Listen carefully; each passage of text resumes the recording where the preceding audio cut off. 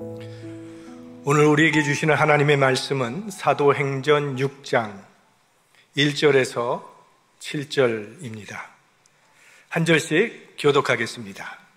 그때 제자가 더 많아졌는데 헬라파 유대인들이 자기의 과부들이 그 매일 구제에 빠짐으로 히브리파 사람을 원망한대 12 사도가 모든 제자를 불러 이르되 우리가 하나님의 말씀을 제쳐놓고 공계를 임쌓는 것이 마땅치 아니하니 형제들아 너희 가운데서 성령과 지혜가 충만하여 칭찬 듣는 사람 7을 택하라.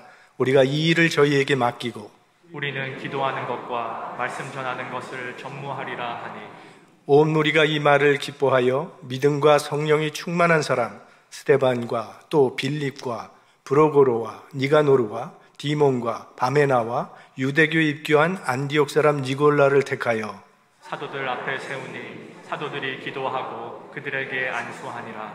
다 같이요. 하나님이 말씀이 점점 왕성하여 예루살렘에 있는 제자의 수가 더 심히 많아지고 허다한 제사장의 무리도 이 도에 복종하니라. 아멘.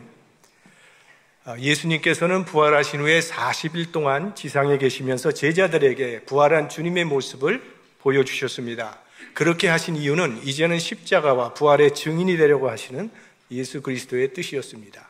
그래서 주님께서 마태복음 28장에 말씀하시기를 그러므로 너희는 가서 모든 족속으로 제자를 삼아 아버지와 아들과 성령의 이름으로 세례를 주고 내가 너희에게 분부한 모든 것을 가르쳐 지키게 하라는 사명을 그들에게 주셨습니다. 그런데 이 일은 자기 혼자 힘으로는 도저히 감당할 수 없는 그런 일이기 때문에 그 사명 감당을 위해서 우리 주님께서 성령을 약속하셨습니다. 사도행전 1장 4절 5절 말씀 예루살렘을 떠나지 말고 내게 들은 바 아버지의 약속하신 것을 기다리라. 요한은 물로 세례를 베풀었으나 너희는 몇 날이 못되어 성령으로 세례를 받으리라. 이렇게 약속을 하신 후에 주님께서는 승천하셨습니다. 그리고 이 약속은 열흘 후에 오순절 마가의 다락방에서 이루어지게 됩니다. 120명의 신도들이 모였을 때에 약속하신 성령이 거기 모여있는 모든 사람들에게 충만히 임함으로 하나님의 새로운 역사가 이제 그때부터 시작됩니다. 바로 오늘이 그날을 기념하는 성령 강림주일입니다. 자, 이 성령이 강림하신 약속의 성취로 인해서 분명하게 나타난 결과가 하나가 있는데 그것이 바로 교회의 탄생입니다. 이때부터 예수를 그리스도로 고백하는 모든 사람들은 언제 어디서나 함께 모여서 이 교회라고 하는 공동체를 이루고 예수 그리스도의 십자가와 부활의 증인의 사역을 이어오게 된 것입니다. 무엇보다 먼저 우리가 생각해야 할 것은 이 땅에 하나님의 나라가 이루어지는데 가장 효과적인 제도가 교회라는 사실입니다. 그렇기 때문에 이 제도가 하나님의 축복을 받아서 이 세상에 교회가 이렇게 많이 생겨지게 된 것입니다. 물론 이 말은 교회가 완전하다는 그런 뜻은 아닙니다. 교회도 태어나면서부터 죄성을 타고난 우리 사람들이 모인 공동체이기 때문에 불완전의 요소가 많이 있습니다. 그래서 지상의 교회는 세워졌다가도 어떤 경우에는 없어져 버리기도 하고 갈라지기도 하고 어떤 때는 하나님의 역사를 방해하는 악의 소굴이 되기도 합니다. 그래서 기독교 역사 속에는 끊임없이 개혁 운동이 있어 왔던 것입니다. 그럼에도 불구하고 하나님의 역사는 교회와 함께 그리고 교회를 통해서 이루어져 왔습니다. 교회보다 더 좋은 방법이 있었다면 주님께서 왜 그것을 우리에게 가르쳐 주지 않으셨겠습니까? 그러나 교회만큼 좋은 방법이 없었기 때문에 그것을 우리에게 가르쳐 주신 것이고 그것이 발전을 해서 2000년 동안 한결같이 교회가 생겨지게 된 것이죠. 그것만 봐도 하나님은 교회를 통해서 역사하신다고 말할 수 있습니다. 교회마다 세계를 향해서 선교를 다 열심히 하고 있습니다. 근데 선교라는 것은 결국은 교회가 없는 곳에 교회를 세워주는 것입니다. 왜 교회를 세우는가 하면 일단 그곳에 교회를 세우면 주님께서 땅끝까지 이르러 나의 증인이 되라고 복음 선포의 사명을 주셨는데 그 명령을 가장 효과적으로 수행하는 방법이 교회를 세우는 일이기 때문이죠. 교회가 세워지면 그 지역에 예수 믿지 않는 사람 예수 믿게 하느라고 그 교회에서 최선을 다할 것이고 또 이미 믿고 신앙생활 하는 사람은 믿음 생활 잘 유지할 수 있도록 도와주고 또 그들을 양육하는 책임에 최선을 다할 것이고 또 그 지역의 빛과 소금의 역할을 감당하게 될 것이기 때문입니다. 그러므로 이 땅에 교회들이 성장하고 발전한다고 하는 것은 하나님의 나라가 그만큼 확장된다는 의미가 있고, 교회가 쇠퇴한다는 것은 그만큼 하나님의 역사가 쇠퇴한다는 말이 되는 것입니다. 이 땅에 하나님의 교회는 끝없이 성장하고 또 성장을 해서 마침내 이 세상 모든 족속들이 하나님의 백성이 되도록 해야 하는 사명이 주어진 기간, 그것이 바로 교회입니다. 오늘 우리가 읽은 본문은 지금 우리들이 섬기고 있는 이런 교회의 모체가 되는 초대 예루살렘 교회의 모습을 소개하고 있는 것입니다. 예루살렘 교회는 성령의 강림으로 말미암아 탄생한 그런 교회였기 때문에 이 교회는 정말 은혜가 또 기쁨이 충만했던 그런 교회였습니다. 그리고 사도행전을 읽어보면 5장까지만 해도 너무나 은혜로운 사건만 있었고 복음이 권세 있게 전파되는 것을 우리는 발견하게 됩니다. 그런데 오늘 6장을 보면 이 예루살렘 교회에도 위기가 찾아왔다는 것입니다. 교인들끼리 원망하고 은혜가 떨어지고 교회 안에 심상치 않게 파벌이 생긴 것을 보게 됩니다. 왜 그런 문제가 발생했는지 그 원인을 우리가 본문을 통해서 몇 가지 발견할 수 있습니다. 첫째는 교인 수가 많아졌기 때문입니다. 1절 말씀에 그때의 제자가 더 많아졌는데 라고 했습니다. 숫자가 많아지면서 문제가 발생했습니다. 숫자가 많아지면 좋아질 텐데 왜 문제가 생기는가? 어떤 공동체든 숫자가 많아질수록 이 소외감을 느끼는 사람들이 늘어나도록 되어 있습니다. 인간은 누구나 사랑받기 원하고 관심을 받기 원하는데 교인 수가 10명일 때는 목사와 교인의 관계가 10대 1입니다. 그러나 100명이 되면 100대 1이 되는 거고 1000명이 되면 1000대 1의 관계가 되는 겁니다. 그러니까 교회가 작을 때는 사랑도 많이 받고 관심도 많이 받았는데 교회가 점점 커지면서 관심이 그만큼 줄어드니까 소외감을 느끼게 되는 것이죠. 그래서 어떤 사람들은 우리 교회 작았을 때가 좋았는데 그런 분들도 있습니다. 예루살렘 교회는 숫자가 많아지면서 헬라파 유대인들이 소외를 당하는 그런 문제가 생겼던 것입니다. 그 다음에는 이 돈 때문에 내분이 생긴 것입니다. 초대 예루살렘 교회는 헌금이 많아졌습니다. 그 이유는 이 종말론적 사상 때문이었습니다. 예수님께서 제자들에게 너희들 중에 죽기 전에 인자가 오는 것을 볼 자도 있느니라고 말씀을 하셨어요. 그래서 당시 제자들은요, 예수님이 당장 오실 것이라고 생각하는 이러한 신앙이 보편화되어 있었습니다. 그래서 교인들마다 재산을 팔아서 사도들에게 가지고 왔기 때문에 헌금이 많아진 것입니다. 그래서 사도행전 4장 34절에서 5절을 보면 그 중에 핍절한 사람이 없으니 이는 밭과 집 있는 자는 팔아 그 판 것의 값을 가져다가 사도들의 발 앞에 두매 저희가 각 사람의 필요를 따라 나눠 주미로라. 그들은 마지막 시간에 내가 행할 수 있는 최고의 선은 바로 이것이라고 판단했던 것이죠.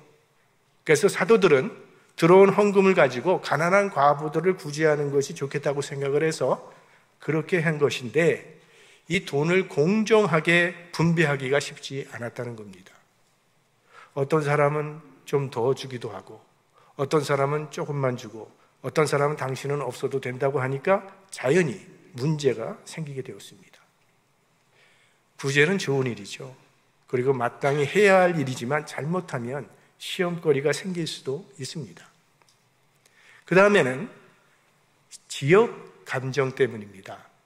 1절 말씀을 보시면 헬라파 유대인들이 자기의 과부들이 그 매일 구제에 빠짐으로 히브리파 사람을 원망한대 이렇게 나와요. 여기 헬라파 유대인이라는 이야기가 나오는데 헬라파 유대인은 혈통, 이 핏줄은 유대인이지만 외국에서 자라서 헬라어를 말하는 헬라 문화권에 있는 사람을 말하는 것입니다. 그리고 히브리파 유대인이란 유대 땅에서 낳고 자라서 그 나라 말을 하는 본토 유대인을 가리키는 것이죠. 문제를 들고 나온 파는 헬라파입니다. 히브리파 과부들이 구제의 우선 대상이 되고 헬라파 유대 과부들은 구제에서 빠졌다고 하는 것이 이 헬라파 유대인들의 불평의 원인이 되었습니다. 우리가 아는 것처럼 예수님의 12제자 사도들은 다 히브리파 사람들입니다. 그러니 당연히 히브리파 사람들의 사정을 더 잘 알았을 것이고, 그래서 아마 히브리파 과부들에게 더 많이 준 것 같습니다. 또 사도도 인간인데 마음이 가는 사람은 좀 더 줬을 겁니다. 그렇지 않은 사람은 덜 주었을지도 모릅니다. 아무튼 이 헬라파 사람들이 뭔가 우리가 무시당하고 있다고 하는 소외의식이 생겼던 겁니다. 그런데 그런 것보다 더 심각한 원인이 있는데, 이 복음을 전해야 할 사도들이 다른 일에 더 많은 시간을 투자했기 때문입니다. 교인들이 목사에게 바라는 것이 있다고 보는데, 목사는 동관계하지 않기를 바라는 것이라고 생각합니다.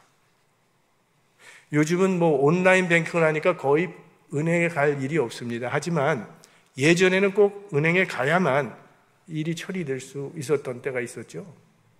그래서 아주 오래전 일이지만 제가 이제 은행을 갔습니다. 그런데 우리 교인 가운데 한 사람이 아마 그 은행에 새로 텔러로 취직을 한 것 같아요. 근데 그분이 저를 보셨어요. 그러면서 자꾸 오라고 손짓을 하는 거예요. 안 갔습니다. 한 번은 은행에서 줄 서서 기다리고 있는데 또 교인이 한 분이 저한테 오더니, 목사님도 은행에 볼 일이 있습니까? 이러시더라고요. 네. 별거 아닌데 괜히 죄 짓는 기분이 들어요. 교회에 발생한 문제에 대해서 사도들 자신들이 자기 진단을 내리는 것이 2절 말씀이죠. 12사도가 모든 제자를 불러 이르되 우리가 하나님의 말씀을 제쳐놓고 공계를 일삼는 것이 마땅치 아니하니 이랬습니다. 여기 공계를 일삼는다고 하는 우리가 보고 있는 개역 한글은 개역 개정에는 이렇게 번역이 되어 있습니다. 접대를 일삼는다. 새 번역에는 음식 베푸는 일에 힘쓰다. 이렇게 번역이 되어 있어요. 그러니까 말씀을 전해야 할 사도들이 그 일은 제쳐놓고 대접하고 헌금 관리하는 일에 치중했다는 말입니다. 그러니 설교에는 은혜가 떨어질 것이고 공정치 않은 분배로 원망을 듣게 되고 교인들 사이에 불평이 나오기 시작한 겁니다.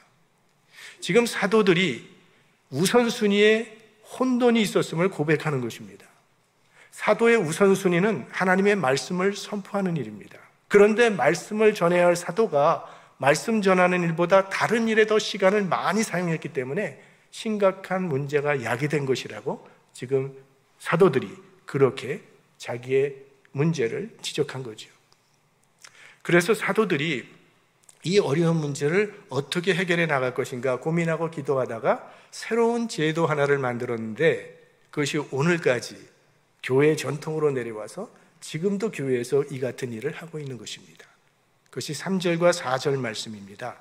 형제들아, 너희 가운데서 성령과 지혜가 충만하여 칭찬 듣는 사람 7을 택하라. 우리가 이 일을 저희에게 맡기고 우리는 기도하는 것과 말씀 전하는 것을 전무하리라 하니.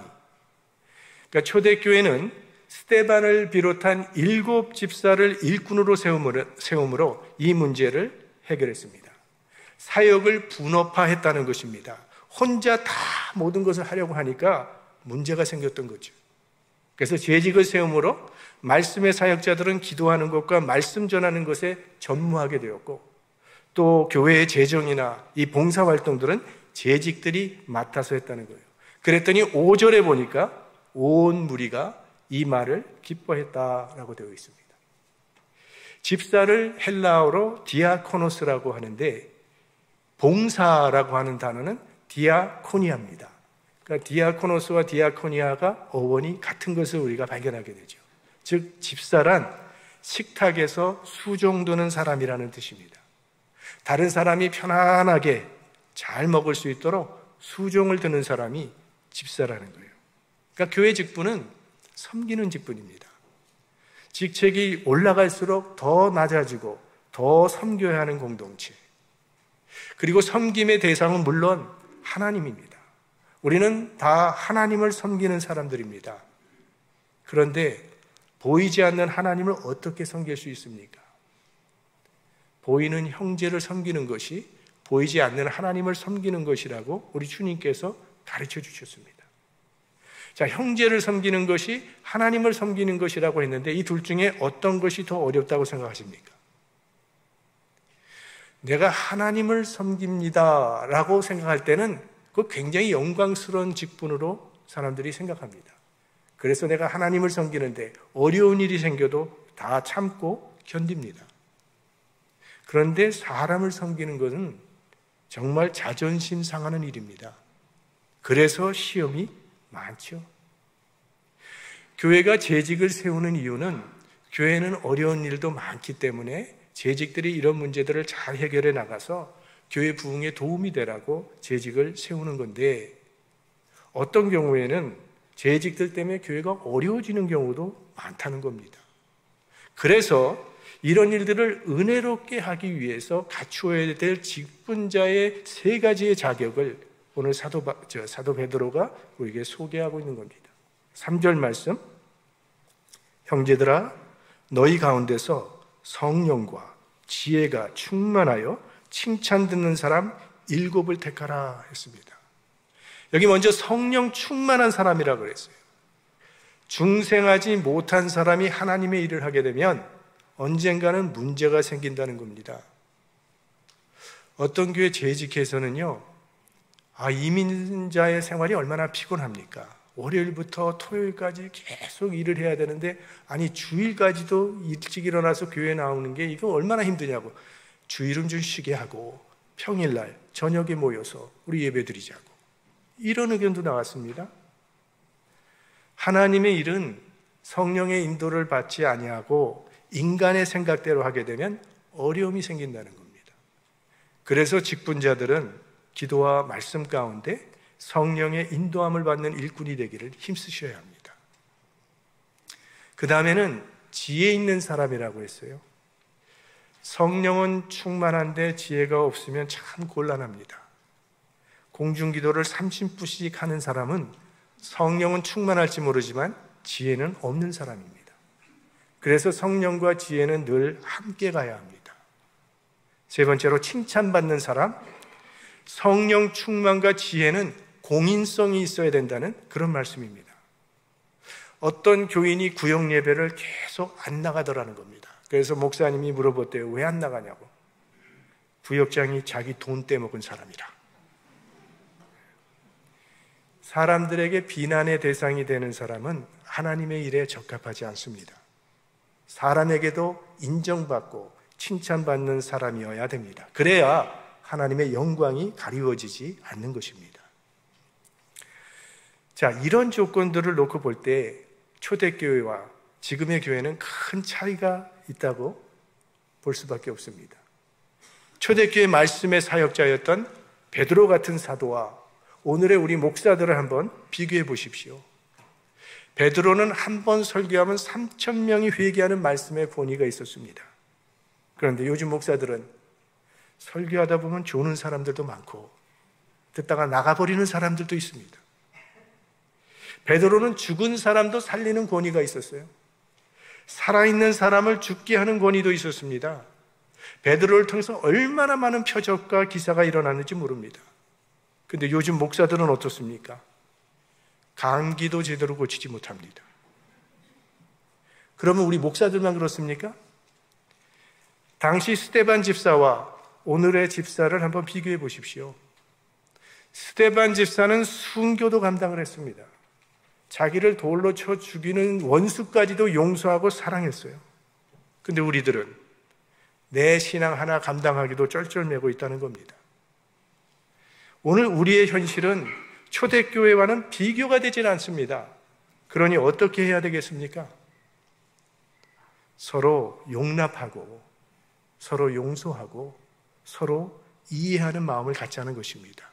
왜? 우린 다 연약한 존재들이고 우린 다 불쌍한 존재들이니까. 하나님께서 왜 베드로나 바울처럼 능력 있는 사도 아니면 스데반 집사같이 능력 있는 집사를 세우지 아니하시고 우리처럼 연약하고 약점투성인 사람들을 세우셔서 일하라고 하시는 것일까요? 내가 약할 때 하나님의 능력이 내 안에 머물기 때문입니다. 우리가 언제 하나님을 더 의지하게 되고 언제 하나님의 능력을 더 강하게 경험하게 됩니까? 성공했을 때입니까? 실패했을 때입니까? 아플 때입니까? 건강했을 때입니까? 내가 약해졌을 때입니다. 내가 약할 그때에 하나님의 능력이 가장 강하게 역사하게 되고 이를 통해서 하나님의 영광이 나타나게 되기 때문입니다. 자, 예루살렘 교회는 이렇게 7 집사님을 세워서 봉사일을 맡게 했고 사도들은 말씀 전하는 것과 기도에 전무했습니다. 그랬더니 그 결과가 7절 말씀입니다. 다 같이 한번 읽어보겠습니다. 하나님의 말씀이 점점 왕성하여 예루살렘에 있는 제자의 수가 더 심히 많아지고 허다한 제사장의 무리도 이 도에 복종하니라. 더 교회가 부흥하고 은혜롭게 되었다는 거죠. 오늘 우리 교회는 그동안 주님의 몸된 교회를 충성스럽게 섬기신 분들의 노고를 치하하는 은퇴식과 또 새로운 일꾼들을 세우는 임직식을 거행하게 됩니다. 우리 하나님께서 세우신 일꾼들을 통해서 이 주님의 몸된 교회가 더 든든하게 세워지고 허다한 무리들이 하나님 앞으로 인도되는 축복의 통로가 될 수 있기를 주님의 이름으로 축원합니다.